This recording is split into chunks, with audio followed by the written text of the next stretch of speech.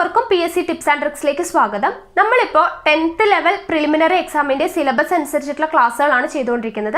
മാത്സിന്റെയും GKയുടെയും എല്ലാ ക്ലാസ്സുകളും നമ്മൾ ചെയ്യുന്നുണ്ട്. അതുപോലെ തന്നെ കറണ്ട് അഫയേഴ്സും ചെയ്യുന്നുണ്ട്. നമ്മൾ ഇന്ന് ക്ലാസ്സിൽ നോക്കാൻ പോകുന്നത് മാത്സിലെ ഒരു ക്ലാസ് ആണ്. മാത്സിൽ നമ്മൾ ലഘുഗണിതം എന്ന് പറയുന്ന ഭാഗം കംപ്ലീറ്റ് ചെയ്തിട്ടുണ്ട്.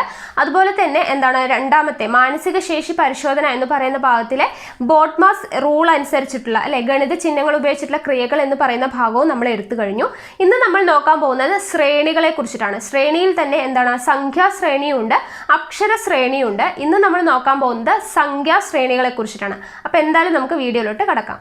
സംഖ്യാശ്രേണി ആയിക്കോട്ടെ, അല്ലെങ്കിൽ മാത്സിലെ ഏത് പ്രോബ്ലം നമ്മൾ ചെയ്യണമെങ്കിൽ നമുക്ക് ബേസിക് ആയിട്ട് എന്തറിഞ്ഞിരിക്കണം? ഓരോ സംഖ്യകൾ, ഒരു 10 വരെയുള്ള സംഖ്യകളുടെ എങ്കിലും സ്ക്വയർ അറിഞ്ഞിരിക്കണം. അതുപോലെ തന്നെ 10 വരെയുള്ള സംഖ്യകളുടെ ക്യൂബും മസ്റ്റ് ആയിട്ട് അറിഞ്ഞിരിക്കണം. അതുപോലെ സ്ക്വയറുകൾ കണ്ടുപിടിക്കാനുള്ളത് എളുപ്പ വഴികളൊക്കെ നമ്മൾ വീഡിയോസ് ആയിട്ട് ചെയ്തിട്ടുണ്ട്. അപ്പം അങ്ങനെയുള്ള കാര്യങ്ങളൊക്കെ ജസ്റ്റ് ഒന്ന് അറിഞ്ഞിരുന്നാൽ നമുക്ക് ശ്രേണിയുടെ ഭാഗമൊക്കെ ഈസി ആയിട്ട് ചെയ്യാനായിട്ട് പറ്റും. അപ്പോൾ ഈസി ആയിട്ട് കിട്ടുന്ന മാർക്കാണ്. ഈ ഭാഗത്ത് നിന്നൊന്നും മാർക്ക് നഷ്ടപ്പെടാനേ പാടില്ല. അത്രയും എളുപ്പമുള്ളതായിരിക്കും. ഒന്ന് ശ്രദ്ധിച്ചാൽ മതിയാവും. അപ്പം നമുക്ക് നോക്കാം എങ്ങനെയാണ് ശ്രേണിയിലെ പ്രോബ്ലംസ് ഒക്കെ ചെയ്യാന്നുള്ളത്. അപ്പം ശ്രേണി എന്ന് പറയുമ്പോൾ നിങ്ങൾക്ക് സംഖ്യാശ്രേണിയാണെങ്കിൽ നമ്മൾ ആദ്യം ചെക്ക് ചെയ്യേണ്ടത്, നമുക്കൊരു ശ്രേണി തന്നിട്ടുണ്ടെങ്കിൽ അതിൽ എന്തെങ്കിലും നമുക്ക് ബന്ധം കണ്ടെത്താനായിട്ട് പറ്റുമോ എന്നുള്ളതാണ്. അപ്പം ആദ്യം നമുക്കൊരു എക്സാമ്പിൾ നോക്കാം. നമുക്കറിയാം എന്താണ് ശ്രേണി.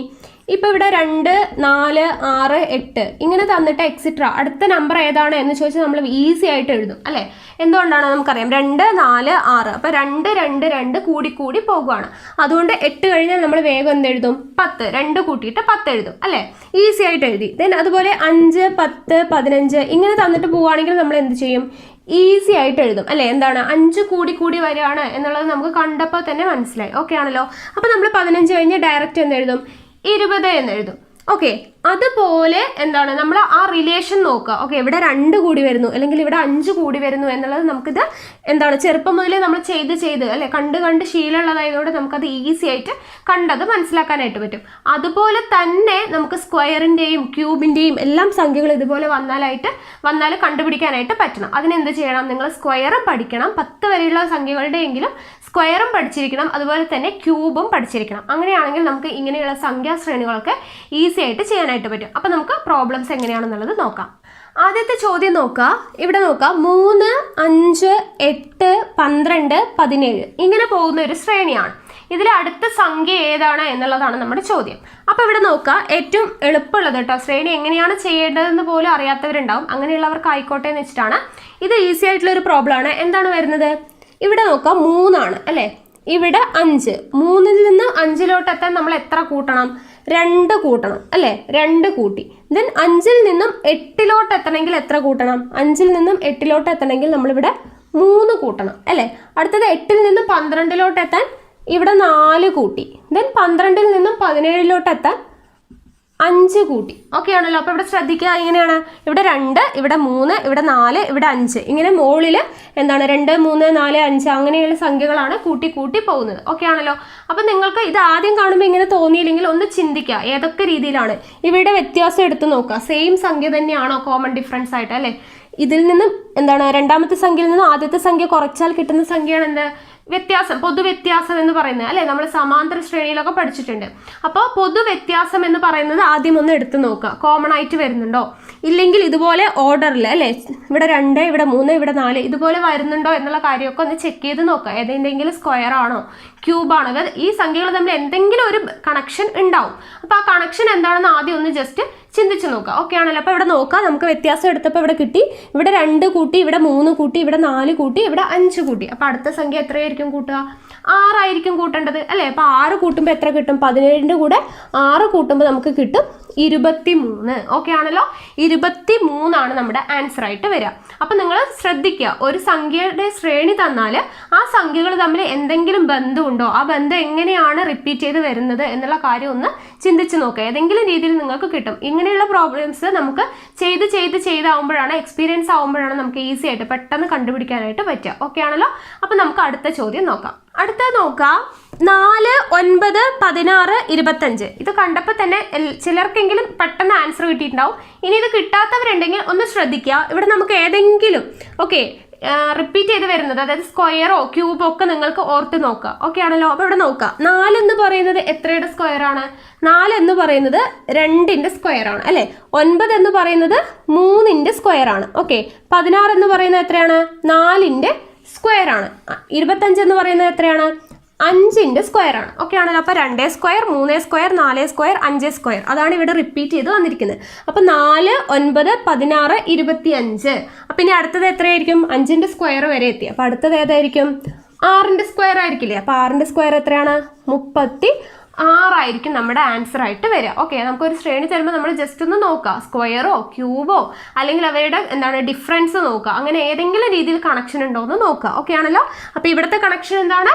2ന്റെ സ്ക്വയർ, 3ന്റെ സ്ക്വയർ അല്ലെ, എണ്ണൽ സംഖ്യകളുടെ സ്ക്വയർ ആണ് ഇവിടെ വരുന്നത്. Okay. Square 2 square, 3 square, 4 square, 2ന്റെ സ്ക്വയർ 4, 9, 16, 25. ആ സംഖ്യകൾ കാണുമ്പോൾ തന്നെ നമുക്ക് മിന്നണം. എന്ത്? നമുക്കത് മനസ്സിലാവണം. അത് ഈ 2 സ്ക്വയർ, 3 സ്ക്വയർ സ്ക്വയർ ആണ് അവിടെ എഴുതിയിട്ടുള്ളത് എന്നുള്ളത് നമുക്ക് മനസ്സിലാവണം. ഓക്കെ ആണല്ലോ. അപ്പോൾ ഇത്രയേ ഉള്ളത്, വളരെ എളുപ്പമുള്ളതാണ്.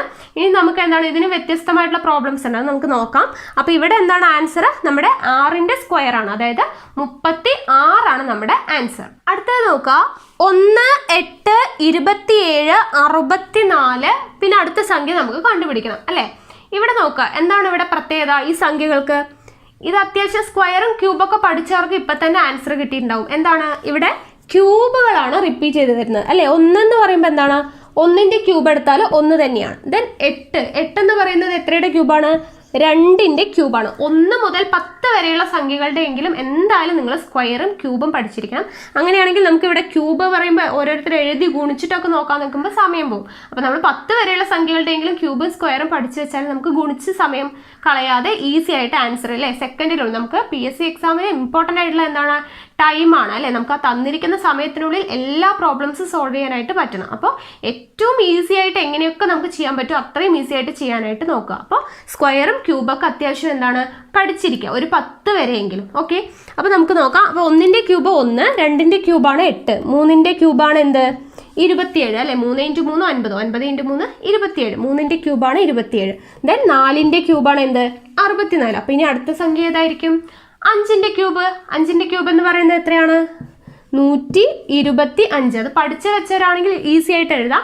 ഇല്ലെങ്കിൽ എന്ത് നമ്മൾ ചെയ്യണം? 5 × 5 25. 25നെ വീണ്ടും 5 കൊണ്ട് ഗുണിച്ച് നോക്കണം. അപ്പോൾ ആ സമയം നമുക്ക് നഷ്ടമാണ്. അപ്പോൾ ഈസി ആയിട്ട് കിട്ടാൻ വേണ്ടി നമ്മൾ എന്ത് ചെയ്യണം?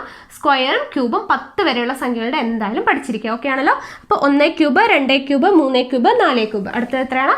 5ന്റെ ക്യൂബ്. അപ്പം നമ്മുടെ ആൻസർ എത്രയാണ്? 125. ഇവിടെ നോക്കുക, 1, 2, 4, 4, 6. ഇനി അടുത്ത സംഖ്യ ഏതാണ് എന്നുള്ളതാണ്. ഓക്കെ. ഇവിടെ നമുക്ക് ചെയ്യുമ്പോൾ ഇവിടെ ഇത് ചെയ്യാൻ അറിയണമെങ്കിൽ ഒന്നുകിൽ നമുക്ക് കോമൺ ആയിട്ട് ചിന്തിക്കാം. എന്താണ്? ഇവിടെ നിന്ന് കുറച്ച് നോക്കാം, ഇവിടെ വ്യത്യാസം നോക്കാം. 2.25 നിന്നും 1 പോയാൽ എത്രയാണ്? 1.25 അല്ലേ. 2.25 നിന്നും 1 പോയാൽ 1.25. ദെൻ 4 നിന്നും 2.25 പോയാൽ എത്രയാണ്? 1.25. ദെൻ 6.25 നിന്നും 4 പോയാൽ എത്രയാണ്? 2.25. ഓക്കെ. അപ്പോൾ ഇനി അടുത്തത് എത്രയായിരിക്കണം അവിടെ കൂട്ടേണ്ടത് എന്നുള്ളത് നമുക്ക് ഈ രീതിയിൽ ഈസി ആയിട്ട് ചിന്തിച്ചിട്ട് എഴുതാൻ പറ്റും. ഓക്കെ. അപ്പോൾ ഇവിടെ 1.25, 1.25, 2.25. അപ്പോൾ ഇനി അടുത്ത എത്രയായിരിക്കും കൂട്ടേണ്ടത്? 2.25. ഈ സംഖ്യയോട് 2.25 കൂട്ടി എഴുതിയാൽ നമുക്ക് അടുത്ത ആൻസർ ആയി. അങ്ങനെ ചെയ്യാം. ഇല്ലെങ്കിൽ എന്താണ്? അങ്ങനെ കൂട്ടാൻ മനസ്സിൽ തന്നെ ചെയ്യാനായിട്ട് നമുക്ക് പറ്റുന്നില്ലെങ്കിൽ നമ്മൾ എന്ത് ചെയ്യുക? 2 1/4 -1. നമ്മളിങ്ങനെ മിശ്രഭിന്നം എങ്ങനെ കൂട്ടാം, കുറയ്ക്കാം, ഗുണിക്കാം, ഹരിക്കാം എന്നുള്ള വീഡിയോ നമ്മൾ ചെയ്തിട്ടുണ്ട് അല്ലെ, മിശ്രഭിന്നങ്ങളുടെ.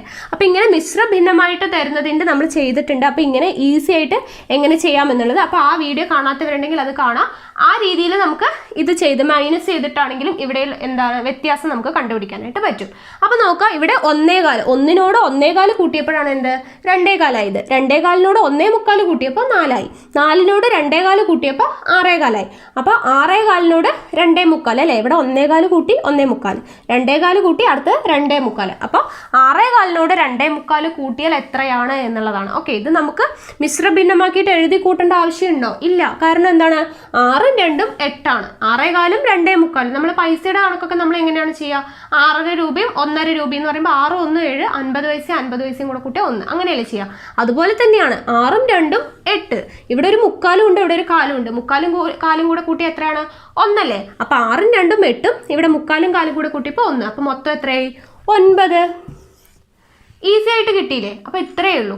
ഓക്കെ, ഒന്ന് ശ്രദ്ധിച്ചാൽ മതി. ഇപ്പോൾ ഇങ്ങനെ മിശ്രഭിന്നമൊക്കെ കാണുമ്പോൾ പേടിച്ചിട്ടത് എങ്ങനെയാണ് ചെയ്യുക? ഇനി മിശ്രഭിന്നമായിട്ട് നിങ്ങൾക്ക് കുറയ്ക്കാനൊന്നും കിട്ടിയില്ല എന്ന് വെക്കുക. അപ്പോൾ നമുക്ക് ഈസിയാണ്, ഇങ്ങനെ മനസ്സിൽ തന്നെ ചെയ്യാം അല്ലേ? നമ്മൾ പൈസയൊക്കെ എങ്ങനെയാണ് കണക്ക് കൂട്ടുക? അതുപോലെ നോക്കുക. ഓക്കെ, 1 രൂപയോട് 2.25 രൂപയാകാൻ എത്ര രൂപ കൂട്ടണം? 1.25 കൂട്ടണം അല്ലേ? 1 രൂപയോട് 1.25 കൂട്ടുമ്പോഴാണ് 2.25 ആവുന്നത്. അതുപോലെ 2.25ൻ്റെ ഒപ്പം 4 ആവണമെങ്കിൽ എത്ര കൂട്ടണം? 2.25ൻ്റെ കൂടെ 1.25 കൂട്ടണം അല്ലേ? അതുപോലെ 4 6.25 ആവണമെങ്കിൽ എത്ര കൂട്ടണം? 2.25. 4 + 2.25 ആണ് 6.25 അല്ലേ?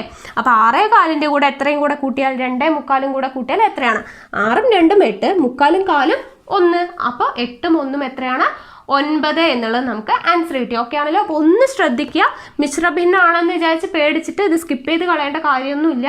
എന്തായാലും അറ്റൻഡ് ചെയ്യുക. ഇത്രയും ഈസിയാണ്, പ്രത്യേകിച്ച് ഒന്നും ചെയ്യാനില്ല അല്ലേ? ജസ്റ്റ് ഒന്ന് ആലോചിച്ച് നമുക്ക് ആൻസർ കിട്ടും. ആൻസർ എത്രയാണ്? 9. അടുത്ത ചോദ്യം നോക്കാം. 2, 9, 28, 65. നമ്മൾ നേരത്തെ ഒരു പ്രോബ്ലം ചെയ്തിട്ടുണ്ടായിരുന്നു. അത് കണ്ടവർക്ക് ഇപ്പം തന്നെ ഇതിൽ ആൻസർ കിട്ടിയിട്ടുണ്ടാവും. കാരണം എന്താണ്? ഈ സംഖ്യകൾ നമുക്ക് ഏതെങ്കിലുമൊക്കെ സ്ക്വയർ ആണോ ക്യൂബ് ആണോ എന്നുള്ളതൊക്കെ ഒന്ന് ജസ്റ്റ് നോക്കുക. ഇല്ലെങ്കിൽ സ്ക്വയറിനോട് അടുത്ത് കിടക്കുന്ന സംഖ്യയാണോ അല്ലെങ്കിൽ ക്യൂബിനോട് അടുത്ത് കിടക്കുന്ന സംഖ്യയാണോ എന്ന് നോക്കുക. ഓക്കെ, കോമൺ ഡിഫറൻസ് സെയിം ആണോ എന്ന് നോക്കുക ആദ്യം. ഇല്ലെങ്കിൽ എന്ത് ചെയ്യുക? സ്ക്വയർ ആണോ വരുന്നതെന്ന് നോക്കുക. ഇല്ലെങ്കിൽ ക്യൂബ് ആണോ വരുന്നതെന്ന് നോക്കുക. ഇല്ലെങ്കിൽ എന്ത് ചെയ്യണം? സ്ക്വയറിന്റെ അടുത്ത് കിടക്കുന്ന നമ്പർ ആണോ എന്ന് നോക്കുക. അല്ലെങ്കിൽ ക്യൂബിന്റെ അടുത്ത് കിടക്കുന്ന നമ്പർ ആണോ എന്ന് നോക്കുക. ഓക്കെ, ഇല്ലെങ്കിൽ സ്ക്വയറിന്റെ അടുത്ത് കിടക്കുന്ന സ്ക്വയറിന്റെ നമ്പറിനോട് ഒന്ന് കുറയ്ക്കുകയോ കൂട്ടുകയോ ചെയ്തു. ഓക്കെ, അതാണ് തൊട്ട് കിടക്കുന്ന നമ്പർ എന്ന് പറഞ്ഞത്. അപ്പോൾ സ്ക്വയറിൽ നിന്ന് ഒന്ന് കുറച്ചാലോ അല്ലെങ്കിൽ ഒന്ന് കൂട്ടിയാലോ എന്താണ്? അതിനടുത്ത് കിടക്കുന്ന നമ്പറാണെന്ന് നമുക്കറിയാം അല്ലേ? അപ്പോൾ ഇവിടെ നോക്കുക, സ്ക്വയറിൻ്റെ അടുത്തോ അല്ലെങ്കിൽ ക്യൂബിൻ്റെ അടുത്തോ കിടക്കുന്ന നമ്പറാണോ എന്നുള്ളത് നോക്കുക. ആണോ നോക്കാലോ? 2 എന്ന് പറയുന്നത് 1ൻ്റെ അടുത്താണ് അല്ലേ? അതിപ്പോൾ നമുക്ക് പറയാൻ പറ്റില്ല. എന്താണ്? 1 സ്ക്വയറും 1 ആണ്, 1 ക്യൂബും 1 ആണ്. അപ്പോൾ 1ൻ്റെ കാര്യം നമുക്ക് പറയാൻ പറ്റില്ല. 1 ക്യൂബ് എന്താണ്? 1 തന്നെയാണ്. 1 സ്ക്വയറും 1 തന്നെയാണ്. അപ്പോൾ അതിൻ്റെ അടുത്ത് കിടക്കുന്നതെന്ന് പറയുമ്പോൾ ഏതാണെന്ന് അറിയില്ല. പ്ലസ് അതിൻ്റെ കൂടെ 1 കൂടെ കൂട്ടിയാലാണ് 2 കിട്ടുക. അത് നമുക്കറിയാം അല്ലേ? ഇനി 9 എടുക്കാം. 9 എന്ന് പറയുന്നത് എന്താണ്? 8നോട് അല്ലേ? 8 എന്ന് പറയുന്നത് എത്രയുടെയാണ്? 2ൻ്റെ ക്യൂബാണ് 8 അല്ലേ? 1 കഴിഞ്ഞു, 2ൻ്റെ ക്യൂബാണ് 8. അപ്പോൾ 2ൻ്റെ ക്യൂബിനോട് 1 കൂടെ കൂട്ടിയാൽ 9 ആയില്ലേ? 2 ക്യൂബ് എന്ന് പറയുന്നത് 8 ആണ്. അതിനോടൊപ്പം 1 കൂട്ടിയാൽ എത്രയായി? 9 ആയി. അപ്പോൾ ഇവിടെ എന്താണ്? സ്ക്വയർ അല്ല എന്നുള്ളത് മനസ്സിലായില്ലേ? 1ൻ്റെ കേസ് നമുക്ക് പറയാൻ പറ്റില്ല. കാരണം എന്താണ്? ക്യൂബും സ്ക്വയറും എല്ലാം 1 തന്നെയാണ്. അതുകൊണ്ട് നമുക്ക് അത് പറയാൻ പറ്റില്ല. രണ്ടാമത്തെ സംഖ്യ എടുത്തു കൊടുക്കുക. ഓക്കെ ആണല്ലോ? അപ്പോൾ ഇവിടെ ക്യൂബാണ് അല്ലേ? ക്യൂബിനോട് 1 കൂട്ടി. 2 ക്യൂബ് എന്ന് വെച്ചാൽ 8, അതിനോട് 1 കൂട്ടിയപ്പോൾ നമുക്ക് 9 കിട്ടി. ഓക്കെ ആണല്ലോ? അടുത്തത് 28. 3 ക്യൂബ് എത്രയാണ്? 27 ആണ്. പ്ലസ് 1 കൂട്ടുമ്പോൾ നമുക്ക് എത്ര കിട്ടി? 28 കിട്ടി. ഇനി അടുത്തത് നോക്കാം. 4 ക്യൂബ് എന്ന് പറയുമ്പോൾ എത്രയാണ്? 64 ആണ്. പ്ലസ് 1 കൂട്ടുമ്പോൾ നമുക്ക് 65 കിട്ടി. ഓക്കെ, അപ്പോൾ ക്യൂബിനോട് 1 കൂട്ടി പോകുന്നതാണ് നമ്മുടെ ഈ ശ്രേണി എന്ന് പറയുന്നത്. ഓക്കെ ആണല്ലോ? മനസ്സിലായെന്ന് വിചാരിക്കുന്നു. അപ്പോൾ 1 ക്യൂബിന് പ്ലസ് 1 ചെയ്തപ്പോൾ 2 ക്യൂബ് 8, 8 + 1 9, 3 ക്യൂബ് 27, 27 + 1 28, 4 ക്യൂബ് 64, 64 + 1 65. അപ്പോൾ ഇവിടെ എന്താണ് വരിക? 5 ക്യൂബ് + 1 അല്ലേ? 5 ക്യൂബ് എന്ന് പറയുന്നത് എത്രയാണ്? 125 ആണ്. പ്ലസ് 1 എന്ന് പറയുന്നത് എത്രയാണ്? 126 ആണ് നമ്മുടെ ആൻസർ ആയിട്ട് വരിക. ഓക്കെ ആണല്ലോ? അപ്പോൾ നോക്കുക, ശ്രദ്ധിക്കുക. എന്താണ് റിപ്പീറ്റ് ചെയ്ത് വരുന്നത് എന്താണെന്ന് നോക്കുക. സ്ക്വയർ ആണോ ക്യൂബാണോ എന്ന് നോക്കുക. അല്ലെങ്കിൽ സ്ക്വയറിന് തൊട്ട് കിടക്കുന്നതാണോ അല്ലെങ്കിൽ ക്യൂബിനോട് അടുത്ത് കിടക്കുന്നതാണോ എന്നുള്ളത് നോക്കുക. കൂട്ടുന്നതാണോ കുറയ്ക്കുന്നതാണോ എന്നൊക്കെ ഒന്ന് ജസ്റ്റ് തിരിച്ചു മറിച്ചൊക്കെ ഒന്ന് ആലോചിച്ച് നോക്കാം. നമുക്ക് അപ്പോൾ എന്തായാലും കിട്ടും, ഉറപ്പായിട്ടും കിട്ടും. ഓക്കെ, അപ്പോൾ നമുക്ക് നോക്കാം എന്താണ് നമ്മുടെ ആൻസർ കിട്ടിയത്? 126. അടുത്ത ചോദ്യം നോക്കാം. 0, 6, 24, 60. ഓക്കെ, ഇവിടെ നമ്മൾ എന്ത് ചെയ്യുക? കോമൺ ഡിഫറൻസ് ഉണ്ടോ എന്ന് നോക്കുക. ഇല്ല അല്ലേ? കാണുമ്പോൾ തന്നെ അറിയുന്നുണ്ട്. ഇനി എന്ത് ചെയ്യുക? സ്ക്വയറിന് അടുത്ത് കിടക്കുന്നതാണോ എന്ന് നോക്കുക. സ്ക്വയറിൻ്റെ അടുത്ത് കിടക്കുമോ? 1ൻ്റെ സ്ക്വയർ 1ൻ്റെ അടുത്ത് കിടക്കുന്നതാണ് 0. ദെൻ 2ൻ്റെ സ്ക്വയർ 4 ആണ്. 4ൻ്റെ അടുത്ത് കിടക്കുന്നതാണ് 6. 3ൻ്റെ സ്ക്വയർ എത്രയാണ്? 3ൻ്റെ സ്ക്വയർ 9 ആണോ? 9ൻ്റെ അടുത്ത് കിടക്കുന്നതാണോ 24? അല്ല. അപ്പോൾ ഇവിടെ തന്നെ എന്താണ്? സ്ക്വയറിൻ്റെ അടുത്ത് കിടക്കുന്നതല്ല എന്ന് മനസ്സിലായി. ഇനി അടുത്ത എന്താണ്? ക്യൂബിൻ്റെ അടുത്ത് കിടക്കുന്നതാണോ നോക്കാം. ക്യൂബ് എന്ന് പറയുമ്പോൾ 1 ക്യൂബ് അത് നമുക്കറിയില്ല. എന്താണ്? 1ൻ്റെ അടുത്ത് കിടക്കുന്നതാണ് 0. ദെൻ 2 ക്യൂബ് എന്ന് പറയുന്നത് എത്രയാണ്? 8 ആണ് അല്ലേ? 2 ക്യൂബ് 8 ആണ്. 8നോട് എത്ര കുറച്ചാലാണ് 6 കിട്ടുക? 2 കുറച്ചാൽ 6 കിട്ടും അല്ലേ? 8ൽ നിന്നും എത്ര 6 ആവാനായിട്ട് 2 കുറയ്ക്കണം. അത് നമ്മൾ എഴുതി. ദെൻ 3a³ എന്ന് പറയുന്നത് എത്രയാണ്? 27 ആണ്. 27-ൽ നിന്നും എത്ര കുറച്ചാലാണ് 24 കിട്ടുക? 3 കുറച്ചാൽ 24 കിട്ടും അല്ലേ? ഇനി അടുത്തത് 4a³ 4a³ എന്ന് പറയുന്നത് എത്രയാണ്? 64. 64-ൽ നിന്നും 4 കുറച്ചാൽ എന്ത് കിട്ടും? 60 കിട്ടും. അപ്പോൾ ഇവിടെ നോക്കുക, ഇങ്ങനെ കണ്ടപ്പോൾ തന്നെ നിങ്ങൾക്ക് മനസ്സിലായിട്ടുണ്ടാവും അല്ലേ? ഇവിടെ എന്താണ് വ്യത്യാസം? അപ്പോൾ 1³ എന്ന് പറയുന്നത് 1. 1-ൽ നിന്നും 1 കുറച്ചാൽ എന്തായി? 0 ആയി അല്ലേ? അപ്പോൾ ഇവിടെ എന്താണ് കറക്റ്റ് ആയിട്ടല്ലേ വരുന്നത്? അതായത് 1³ - 1 0 അല്ലേ? 1-ന്റെ ക്യൂബിൽ നിന്നും 1 കുറച്ചപ്പോൾ 0, 2-ന്റെ ക്യൂബിൽ നിന്നും 2 കുറച്ചു 6, 3-ന്റെ ക്യൂബിൽ നിന്നും 3 കുറച്ചു 24, 4a³ നിന്നും 4 കുറച്ചു 60. അപ്പം ഇനി അടുത്തത് എത്രയായിരിക്കും? 5-ന്റെ ക്യൂബിൽ നിന്നും 5 കുറയ്ക്കുക അല്ലേ? 5-ന്റെ ക്യൂബിൽ നിന്നും 5 കുറയ്ക്കുക എന്ന് പറയുമ്പോൾ 125 - 5. അപ്പം നമ്മുടെ ആൻസർ എത്രയായിരിക്കും? 120 അല്ലേ? 125-ൽ നിന്ന് 5 പോയാൽ 120 ആയിരിക്കും നമ്മുടെ ആൻസർ ആയിട്ട് വരിക. ഓക്കെ ആണല്ലോ? അപ്പം നമ്മൾ സ്ക്വയറിന് അടുത്തുള്ളതാണോ എന്ന് നോക്കി, അല്ല. അപ്പോൾ ക്യൂബിന് അടുത്തുള്ളതാണോ എന്ന് നോക്കി, ക്യൂബിൻ്റെ അടുത്ത് നോക്കിയപ്പോൾ ഏകദേശം വന്നു അല്ലേ? എങ്ങനെയുള്ളതാണ് വന്നത്? 1-ന്റെ ക്യൂബിൽ നിന്ന് 1 കുറച്ചു, ദെൻ 2-ന്റെ ക്യൂബിൽ നിന്ന് 2 കുറച്ചു, 3-ന്റെ ക്യൂബിൽ നിന്നും 3 കുറച്ചു, അങ്ങനെയാണ് വരുന്നത്. അപ്പോൾ നമ്മുടെ ആൻസർ എത്രയാണ്? 5-ന്റെ ക്യൂബിൽ നിന്നും 5 കുറച്ചു, നമ്മുടെ ആൻസർ എത്രയാ? 120. അടുത്തത് നോക്കുക, 5, 9, 4, 8, 3, 7.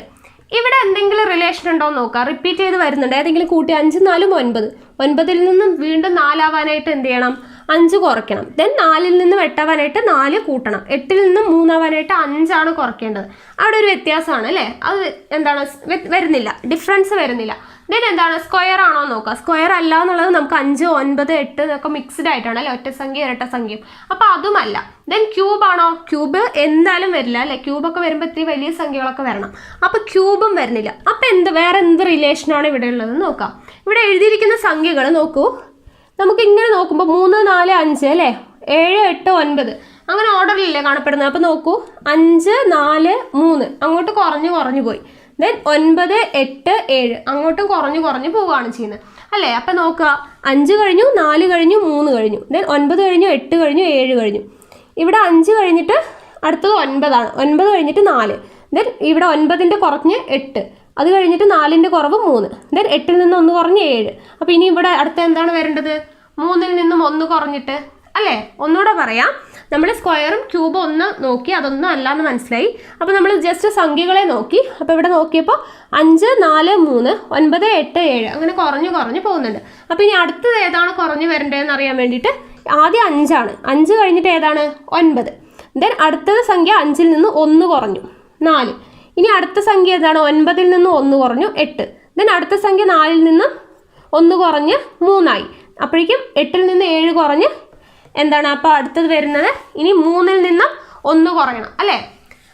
അപ്പോൾ 3-ൽ നിന്ന് 1 കുറഞ്ഞാൽ എത്രയാണ് വരിക? ആൻസർ 2. ഓക്കെ ആണല്ലോ? അപ്പോൾ ഇവിടെ 1 കുറഞ്ഞ് ഇടവിട്ട് വരികയാണ് ചെയ്യുക. 9, 8, 7 ഇവിടെ 5, 4, 3. അപ്പോൾ ഇനി അടുത്ത ഏതായിരിക്കും സംഖ്യ?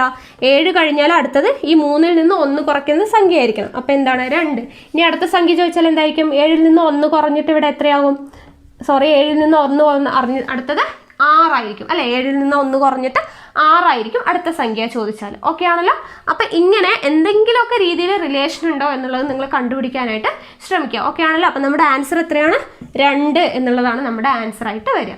അപ്പോൾ ഈ രീതിയിലാണ് ശ്രേണികൾ വരിക. ഇനിയും വ്യത്യസ്തമായിട്ടുള്ള പ്രോബ്ലംസ് ഉണ്ട്, അത് നമുക്ക് അടുത്ത ക്ലാസ്സിൽ ചെയ്യാം. അപ്പോൾ ഇത്രയുമാണ് ഇന്നത്തെ ക്ലാസ് എന്ന് പറയുന്നത്. അപ്പോൾ നിങ്ങൾക്ക് എൻ്റെ ക്ലാസ് ഇഷ്ടമായെങ്കിൽ ലൈക്ക് ചെയ്യുക, ഷെയർ ചെയ്യുക, നിങ്ങളുടെ സജഷൻസ് എന്തെങ്കിലും ഉണ്ടെങ്കിൽ കമൻറ്റ് ബോക്സിൽ രേഖപ്പെടുത്തുക.